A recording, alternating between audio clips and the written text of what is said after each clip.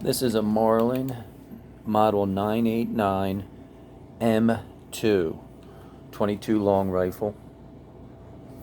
Let me bring this around and you can see it. It says Marlin Firearms, and it says the model 989 M2 caliber 22 long rifle. Looks sort of like an M1 carbine. Some people call it carbine, I call it carbine, but it kind of resembles that a little bit. I guess that's what they were trying to go for at the time. This style, or this model from Marlin was production was from 1965, I believe, to 1978, and it is a semi-automatic, and it came with, I think, two of these. I have two of the 7-round magazines, and here's the release for it right here. So what you do is, it is loaded, or unloaded, I'm sorry, unloaded.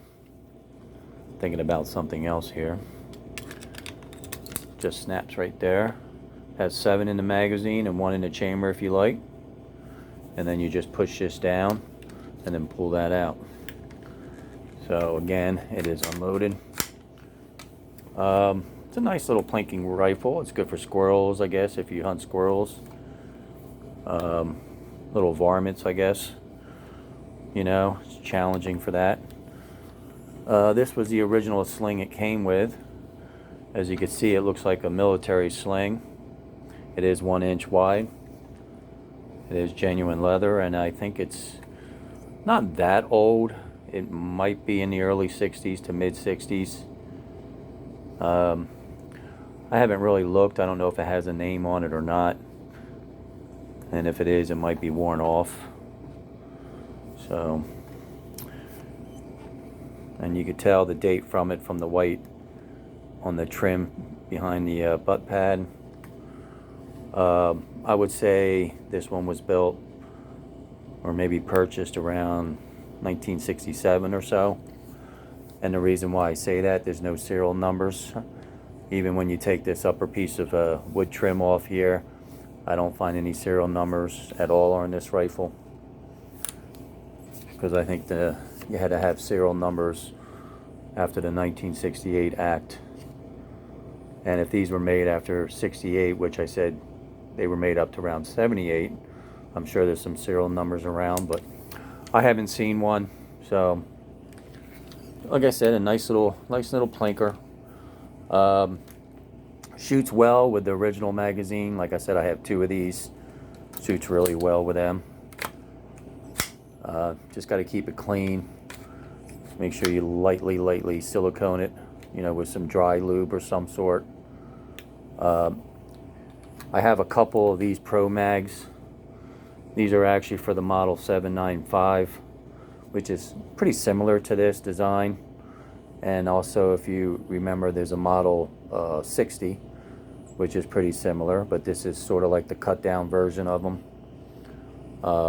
And this is a 25 round ProMag. It works. You just have to make sure it's in there. See, it doesn't really snap in unless you click it in. You have to keep clicking it in, and then it'll work, it'll stay in. Now, the only thing with the ProMags is that if you don't really use good 22 ammo, it will jam up on you. So I would highly recommend, if you do get a ProMag for this particular model, make sure you use, you know, like the best 22 ammo out there. And probably what I like to do, I think it's going to sit better in here, is if you line these up here, is you just notch right here just a little bit down and make it look like the metal magazine.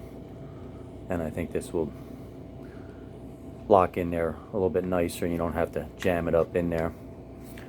But in worst scenario, just keep the metal magazines. Now, they are available online. They get a little pricey now. There is a 10 round magazine. I think it's stainless or nickel or some sort. So it gives you an extra couple rounds. So if you get something like this, I would highly recommend to eliminate the ProMag. Don't even bother getting those, even though it's nice to have the 25 round. But you will have some problems in jamming up and stuff. And like I said, they're just not made correctly for this particular rifle. But they work. It does work. So, nice little plinker, nice shape. It's got a nice walnut. I think in 1964 there was the M1, and the difference between the Marlin M2 and the Marlin M1, the M1 had a tubular magazine right here. Okay, and then when the M2 came out, it went to the clip magazine. So that's the difference between the M1 and the M2. Even though if you do get a Marlin M2, it's pretty cool with that name, because in reference to the M2 or the M1 is like a universal carbine 30 caliber. You know, they had the magazine, you know. So this one doesn't really kind of make sense if you call it an M2, because this does have the magazine, but the M1 has the tubular magazine. So, okay, you can put a scope, you know, if you wanted to. Now this is missing the rear sight. The rear sight's like gold. If you do lose this rear sight, because this originally had a scope, it's going to cost you, if you find one on eBay or Gunbroker or some sort, it's going to cost you $100 plus for just this little rear sight, because it's not a sight that you could just pick up on any firearm or any kind of 22 long rifle. It's kind of a special sight that's just made for this particular rifle. So it's hard to get, and you have to get it for this particular model. And they do come up often, but they're very expensive. So if you ever come across one of these, do not lose that rear sight.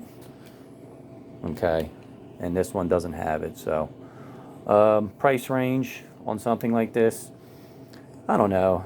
Right now firearms are through the roof.